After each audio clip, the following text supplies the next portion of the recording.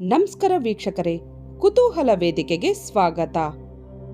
ಒಬ್ಬ ಮಹರ್ಷಿ ತನ್ನ ತಪಸ್ಸಿನ ಅಪಾರ ಶಕ್ತಿಯಿಂದ ಸಂಪೂರ್ಣ ಸಮುದ್ರವನ್ನೇ ಕುಡಿದನು ಅಂದ್ರೆ ನಂಬಲು ಕಷ್ಟವಾಗುತ್ತದೆಯೇ?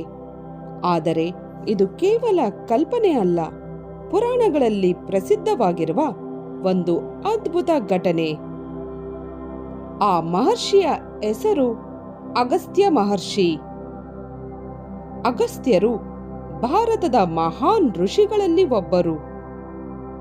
ಅವರು ಜ್ಞಾನಿ ಮಾತ್ರವಲ್ಲ, ತಪಸ್ಸು ಮತ್ತು ಶಕ್ತಿಯ ರೂಪ. ಅವರ ಹೆಸರು ಬಂದರೆ ದೇವತೆಗಳಿಗೂ ಗೌರವ. ಒಮ್ಮೆ ಕಲಾಕೆಯರು ಎಂಬ ಅಸುರರ ಗುಂಪು 3 ಲೋಕಗಳಿಗೂ ತೊಂದರೆ ಕೊಡಲು ಆರಂಭಿಸಿತು. ಅವರು ದೇವತೆಗಳ ಮೇಲೆ ದಾಳಿ ಮಾಡುತ್ತಿದ್ದರು, ಯಜ್ಞಗಳನ್ನು ಹಾಳು ಮಾಡುತ್ತಿದ್ದರು, ಋಷಿಗಳನ್ನು ಕಿರುಕುಳ ಕೊಡುತ್ತಿದ್ದರು. ಇದರಿಂದ ಜನರು ಭಯದಿಂದ ಬದುಕುತ್ತಿದ್ದರು. ಒಮ್ಮೆ ಇಂದ್ರನು ತನ್ನ ಸೇನೆಯೊಂದಿಗೆ ಅವರೊಡನೆ ಹೋರಾಡಿದನು. ಆದರೆ ಅವರನ್ನು ಸಂಪೂರ್ಣವಾಗಿ ಸೋಲಿಸಲು ಆಗಲಿಲ್ಲ. ಏಕೆಂದರೆ ಯುದ್ಧ ಶುರುವಾದ ತಕ್ಷಣ ಅವರು ಅಸುರರ ಸಮುದ್ರದ ಒಳಗೆ ಹೋಗಿ ಅಡಗಿಕೊಳ್ಳುತ್ತಿದ್ದರು.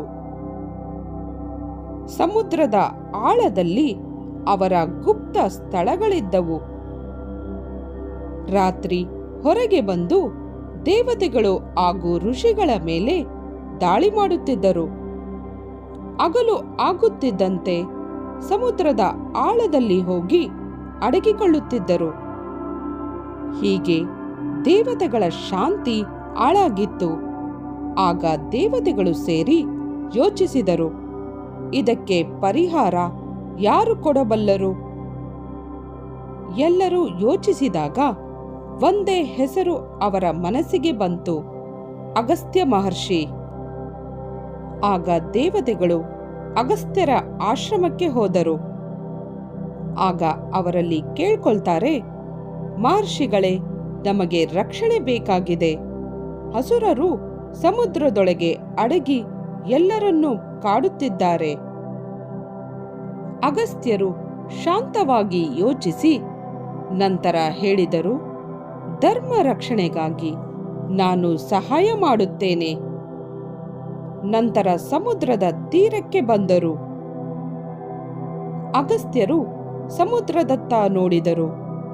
ನಂತರ ತಮ್ಮ ತಪೋಶಕ್ತಿಯಿಂದ ಸಂಪೂರ್ಣ ಸಮುದ್ರದ ನೀರನ್ನು ಒಂದೇ ಉಸಿರಿನಲ್ಲಿ ಕುಡಿಯುತ್ತಾರೆ. ನಂತರ ಅಲೆಗಳು ನಿಂತವು, ನೀರಿನ ಮಟ್ಟ ಕಡಿಮೆಯಾಯಿತು ಹಾಗೂ ಸಮುದ್ರದ ಅಡಿಪಾಯವೇ ಕಾಣಿಸಿಕೊಳ್ಳಲು ಶುರುವಾಯಿತು. ಮರಳು, ಶಿಲೆಗಳು, ಗುಹೆಗಳು, ಅಡಗಿದ್ದ ದಾರಿಗಳು ಎಲ್ಲವೂ ಹೊರಗೆ ಬಂದವು. ಹಾಗೂ ಅದರೊಳಗೆ ಅಡಗಿದ್ದ ಕಲಾಕೆಯ ಅಸುರರು ಭಯದಿಂದ ಓಡಾಡತೊಡಗಿದರು. ಇದು ಹೇಗೆ ಸಾಧ್ಯ ಎಂದು ಅವರು ಬೆಚ್ಚಿಬಿದ್ದರು.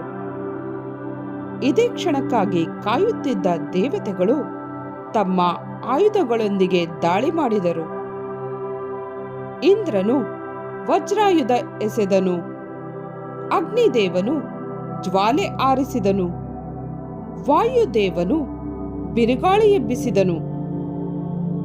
ಅಸುರರು ಮತ್ತು ದೇವತೆಗಳ ನಡುವೆ ಭಾರೀ ಯುದ್ಧ ನಡೆಯಿತು. ಕೊನೆಗೆ ಅಸುರರು ಸೋಲುತ್ತಾರೆ. ಆಗ 3 ಲೋಕಗಳು ನಿಟ್ಟುಸಿರು ಬಿಟ್ಟವು. ದೇವತೆಗಳು ಸಂತೋಷದಿಂದ ಅಗಸ್ತ್ಯರಿಗೆ ನಮಸ್ಕರಿಸಿದರು. ಆದರೆ ಒಂದು ಸಮಸ್ಯೆ ಉಳಿದಿತ್ತು. ಸಮುದ್ರವೇ ಖಾಲಿಯಾದುದರಿಂದ ಮೀನುಗಳು ನರಳುತ್ತಿದ್ದವು, ನೌಕೆಗಳು ನಿಂತಿದ್ದವು, ನದಿಗಳು ಸೇರುವ ದಾರಿ ಕಾಣಿಸುತ್ತಿರಲಿಲ್ಲ. ಆಗ ದೇವತೆಗಳು ಮತ್ತೆ ಅಗಸ್ತ್ಯ ಮಹರ್ಷಿಯ ಬಳಿ ಮೊರೆ ಹೋದರು. ಆಗ ದೇವತೆಗಳು ಮತ್ತೆ ಕೇಳಿದರು, ಮಹರ್ಷಿಗಳೇ, ಈಗ ಸಮುದ್ರವನ್ನು ಮತ್ತೆ ತುಂಬಿಸುವುದು ಹೇಗೆ? ಆಗ ಅಗಸ್ತ್ಯರು ನಗುತ್ತಾ ಹೇಳ್ತಾರೆ, ಧರ್ಮಕ್ಕಾಗಿ ತೆಗೆದುಕೊಂಡದ್ದು ಧರ್ಮಕ್ಕಾಗಿ ಹಿಂದಿರುಗುತ್ತದೆ. ಹಾಗೂ ಅವರು ನೀರನ್ನು ಮತ್ತೆ ಹೊರಹಾಕಿದರು. ಆ ನಂತರ ಅಗಸ್ತ್ಯ ಮಹರ್ಷಿಯ ಮಹಿಮೆ ಎಲ್ಲ ಕಡೆ ಹರಡಿತು. ಅವರು ದಕ್ಷಿಣ ಭಾರತಕ್ಕೂ ಬಂದು ಅಲ್ಲಿ ಸಂಸ್ಕೃತಿ, ವೇದಜ್ಞಾನ ಮತ್ತು ಧರ್ಮವನ್ನು ಹರಡಿದರು ಎಂದು ಕಥೆಗಳು ಹೇಳುತ್ತವೆ. ಈ ಕಾರಣಕ್ಕೆ ಅಗಸ್ತ್ಯರನ್ನು ದಕ್ಷಿಣದ ಮಹರ್ಷಿ ಎಂದು ಕರೆಯುತ್ತಾರೆ.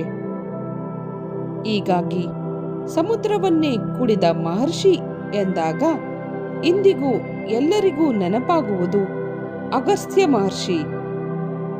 ಹಾಗಾದರೆ ಸ್ನೇಹಿತರೆ, ಈ ಕತೆ ನಿಮಗೆ ಇಷ್ಟವಾದಲ್ಲಿ ಲೈಕ್ ಮಾಡಿ, ಶೇರ್ ಮಾಡಿ ಮತ್ತು ಸಬ್ಸ್ಕ್ರೈಬ್ ಮಾಡೋದನ್ನು ಮರಿಬೇಡಿ.